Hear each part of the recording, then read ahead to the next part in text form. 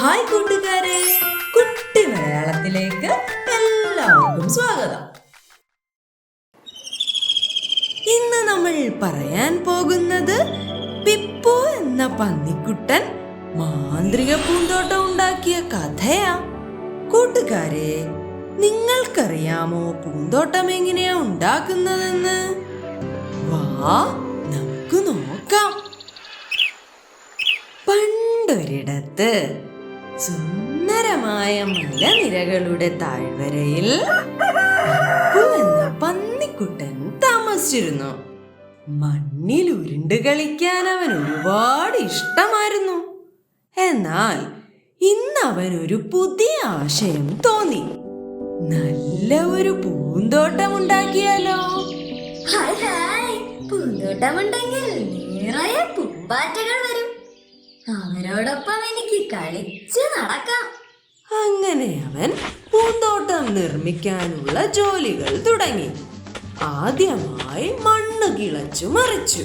മണ്ണിൽ നിന്നും അതാ വിട്ടു എന്ന മണ്ണിര പൊങ്ങി വന്നു.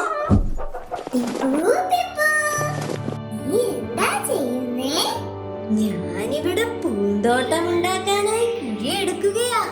നല്ല പൂന്തോട്ടം ഉണ്ടാക്കുന്നതിന്റെ രഹസ്യം ഒന്ന് പറയാമോ? കർഷകന്റെ കൂട്ടുകാരൻ എന്നറിയപ്പെടുന്ന മണ്ണിര അവന് വിദഗ്ധ ഉപദേശം നൽകി. വെറുതെ വിത്ത് നട്ടാൽ പോരാ, അതിനെ ക്ഷമയോടും സ്നേഹത്തോടും കൂടി പരിചരിക്കണം. അങ്ങനെ അവൻ വിത്തുകൾ നട്ടു. എന്നും വെള്ളമൊഴിച്ചു പരിചരിച്ചു. എന്നിട്ടും അവ ഒന്നും തന്നെ മുളച്ചില്ല. ഇതെന്താ ഈ വിത്തുകളൊന്നും മുളയ്ക്കാത്തത്? ഞാനിനി എന്തെങ്കിലും തെറ്റായി ചെയ്തോ ആവോ? പിപ്പു, നീ വിഷമിക്കേണ്ട. വെള്ളമൊഴിച്ചു പരിചരിക്കൂ. ചെടികൾ വളരാൻ സമയമെടുക്കും. വിട്ടു പറഞ്ഞതനുസരിച്ച് സ്നേഹത്തോടെ പാട്ടുപാടിയും കഥകൾ പറഞ്ഞും നൃത്തം ചെയ്തും തന്റെ വിത്തുകളെ ഉണർത്താൻ ശ്രമിച്ചു. അങ്ങനെ ദിവസങ്ങൾ കഴിഞ്ഞുപോയി. കാത്തിരിപ്പിനൊടുവിൽ അത് സംഭവിച്ചു. വിത്തുകൾ മുളയ്ക്കാൻ തുടങ്ങി.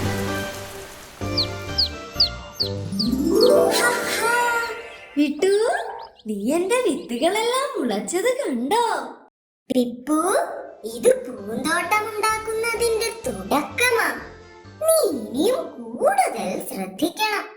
ക്ഷമയും പരിചരണവും എല്ലായ്പ്പോഴും ഫലം ചെയ്യും. ജോലികൾ ഇനിയും ബാക്കിയുണ്ട്.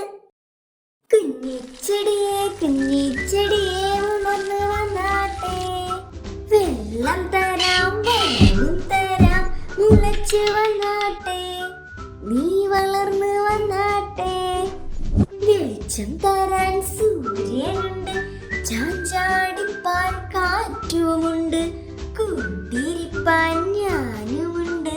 മുളച്ചു വന്നാട്ടെ, നീ ചിരിച്ചു നിന്നാട്ടെ. ഗംഭീര പാട്ടാണല്ലോ. ഇത് കേട്ട പൂന്തോട്ടത്തിന് ഉടൻ തന്നെ ജീവൻ വയ്ക്കും. അങ്ങനെ ആഴ്ചകളോളം നീണ്ട കഠിനാധ്വാനത്തിനൊടുവിൽ അവന്റെ പൂന്തോട്ടത്തിന് ജീവൻ തുടിച്ചു. ചുവന്നു തുടുത്ത തക്കാളികളും സൂര്യകാന്തി പൂക്കളും നിറഞ്ഞു നിൽക്കുന്ന പൂന്തോട്ടം കണ്ടപ്പോൾ പിപ്പു സന്തോഷം കൊണ്ട് തുള്ളിച്ചാടി. ഹായ് ഹായ് ഹായ് വിട്ടു, എന്റെ പൂന്തോട്ടം ഞാൻ സങ്കല്പിച്ചതിലും മനോഹരമായിരിക്കുന്നു. ഞാൻ നിന്നോട് പറഞ്ഞിരുന്നില്ലേ, ക്ഷമയും കരുതലും സ്നേഹവുമാണ് എല്ലാ വിജയത്തിനും കാരണമെന്ന്. അവന്റെ വിജയം ആഘോഷിക്കാൻ എല്ലാ കൂട്ടുകാരും എത്തിച്ചേർന്നു. കുട്ടിത്താറാവ് പറഞ്ഞു, പിപ്പു, ഞാൻ കണ്ടിട്ടുള്ളതിൽ വെച്ച് ഏറ്റവും മനോഹരമായ പൂന്തോട്ടമാണിത്. തക്കാളി ചെടിയൊക്കെ നല്ല ഭംഗിയുണ്ടല്ലോ പിപ്പു. വിട്ടു, നിന്റെ സഹായത്തോടെ ഇത്ര മനോഹരമായ പൂന്തോട്ടം പൂന്തോട്ടമുണ്ടാക്കുന്നതിലൂടെ കഠിനാധ്വാനവും ക്ഷമയും ഞാൻ പഠിച്ചു.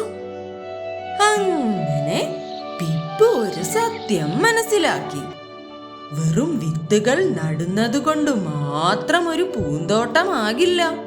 സ്നേഹത്തോടും ക്ഷമയോടും കൂടിയുള്ള പരിചരണവും കഠിനാധ്വാനവും കൊണ്ട് മാത്രമേ അത് സാധിക്കുകയുള്ളൂ.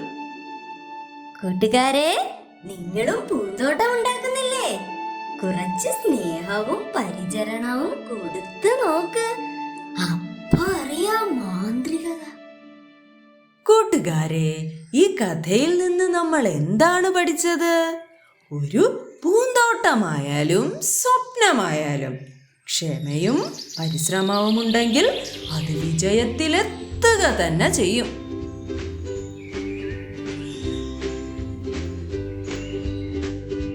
കഥ ഇഷ്ടമായോ കൂട്ടുകാരെ? ലൈക്കും സബ്സ്ക്രൈബും ചെയ്യാൻ മറക്കരുതേ.